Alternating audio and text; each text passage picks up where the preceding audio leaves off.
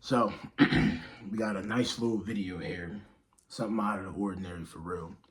I don't usually do videos like this, but moving forward, which I mentioned in a TikTok video that I had made and put on Instagram and TikTok, obviously, I'm gonna start doing some music stuff. I'm gonna start talking about music. I'm gonna start talking about industry stuff, my experiences, my opinions, of course, do some album reviews, some single reviews, and just talk about stuff, things that I've learned, things that I think are good, things that I think are terrible, and that's just what everyone does on here anyway. So I figure, especially over the past few months, really like a year or two, it's been coming to me that I'm gonna start talking about music. So here we go. My journey with hip hop, rap, whatever you like to call it, has been very interesting, to say the least. And I'm not going go too deep, but I definitely would do like more of a deeper psychological breakdown of hip hop. I have a great book in the basement called The Death of Hip Hop, Marriage and Morals that really, really breaks down exactly how I feel about hip hop, rap music. And it couldn't be explained better. Even though it was written through the lens of like a Christian rapper who was clearly biased against the regular rap industry, it was just a good take on the overall downfall of hip hop and where it is today. But without being too negative, we're gonna talk about some good things and a few bad things. So I was in my basement and I looked at some of my CDs that I got, right? Some of my CDs. I'm gonna read these to y'all too, see who knows what. And I was like, I need to start really breaking this down and really start talking about music, because music is a big part of my life,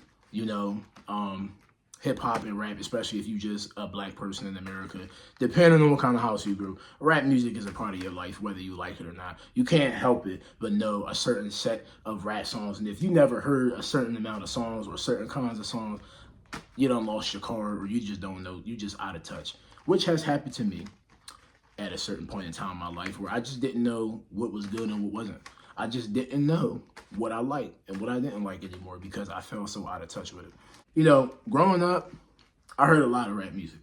And I didn't start to think about this till I was about 16, 17, going 18, getting out of high school. Or I started really thinking about, why I don't like rap music. What can I do to get back into rap music? Why did I stop listening to rap music? Why was I so out of touch before I started feeling like I'm connected to this again? Okay.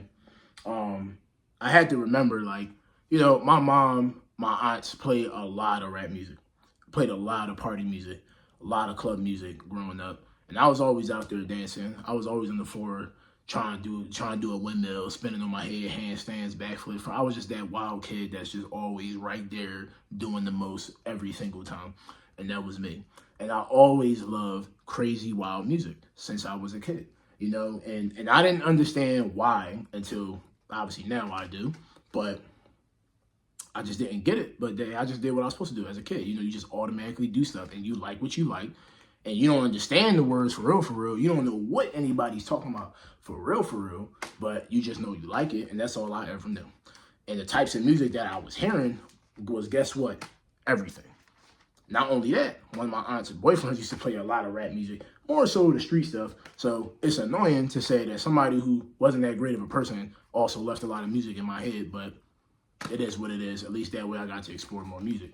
So I'm hearing all the conscious rap, at the same time. I'm hearing Common, I'm hearing a little bit of Lupe Fiasco sometimes. I'm hearing Tribe Called Quest. I'm hearing things like the Black Eyed Peas. I just heard a lot of things. I heard the pop rap, I heard the street rap, the hood rap, I heard the DMX, the club music, Soulja Boy, Hurricane Chris, all the eras from the early 2000s, obviously because I'm 26, I heard all of that. Some people didn't get the opportunity or the privilege to listen to these things and really understand this music, because they were raised differently, more strict households, wasn't able to listen to stuff like this and really get it. So people who are out of touch in that reason, that's not necessarily their fault. But for me, I was going through so much emotionally after a certain point, especially when I got to like middle school, around 10, 11 years old and all that stuff like that. I started to fall back from rap. rap music really just pissed me off because around the 2010s, in which, so this is something a lot of people agree with, you check around the internet, you check the comments on a lot of videos, you go back for nostalgia and listen to old things, you will find that thousands, if not maybe millions of people, I would say millions, right, are wishing we had old music back, wishing we could relive the old eras of hip hop. You know, when stuff was at a certain level, it had a certain sound, it had a certain, you know, vibe to it. And it was just totally different. You know, not that the music today ain't good, and I hate to sound like an old head, and I hate to sound like a boomer, as these young boys say, right? I'm not trying to say that. It's just that we all know there's something that was there in the 2000s and the 90s, of course, too.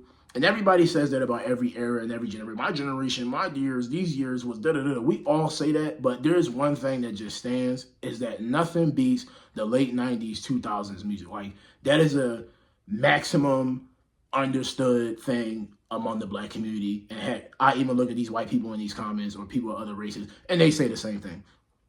I fell out of touch because I was going through a lot.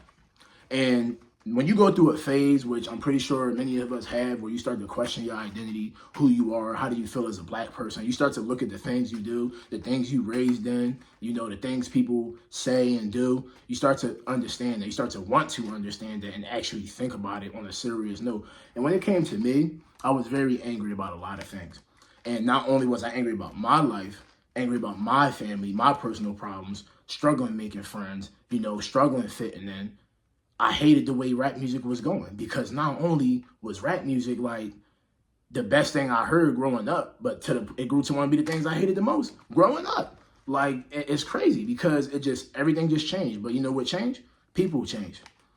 And that's why the music changed. Our values, the way we see things, the way we do things have changed. So the music has changed. What we consider good music, quality music, has changed, you know, and in my opinion, it has not been for the best. But this brings us up to date, where we have this whole Drake and Kendrick problem.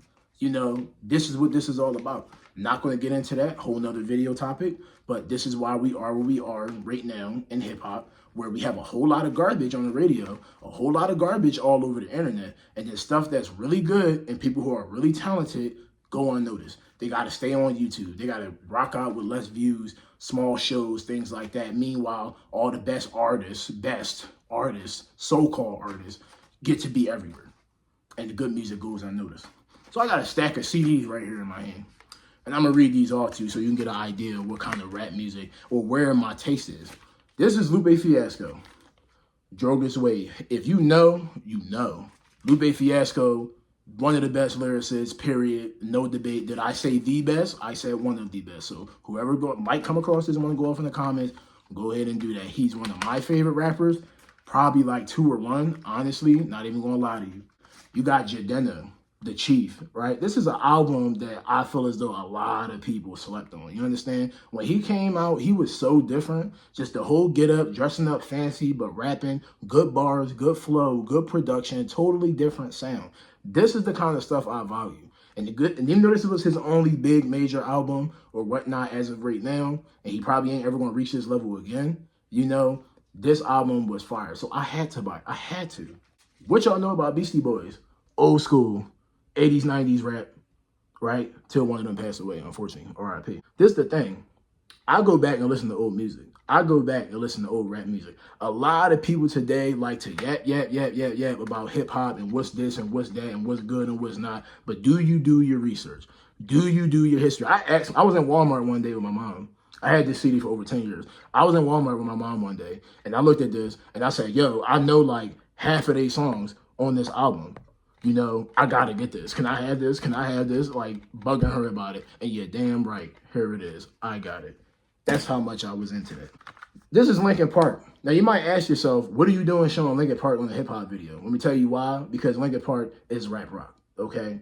Mike Shinoda got bars for days. You need to listen to one of his albums called The Rising Tide. Dope album, okay? And everything he does on Linkin Park rapping is just crazy. And we all know the song Remember the Name. Who don't know the song Remember the Name? That is the lead vocalist from Linkin Park. And they're the best, one of the best, depending on who you talk to, but to me, the best at crossing rap with rock music. No doubt, hands down, it's still a part of rap. Rage Against the Machine. Rage Against the Machine. Greatest rap metal band of all time, period. You could talk about Limp Bizkit, you could talk about Korn, talk about Stain, you could talk about any of these new metal bands or whatnot.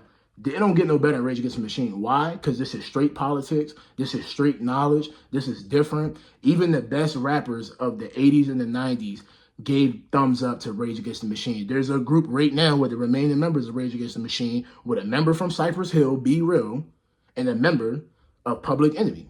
Like, who is it? Chuck D is in there, right? Legendary rappers condoning this. This is rock music, the stuff that people don't want to listen to. The average black person always got something to say about, but don't ever break down and do the history on. Rage Against the Machine. Totally different video, and I would break this down much more. Hollywood Undead. Ever heard of them? Probably not. More rap rock.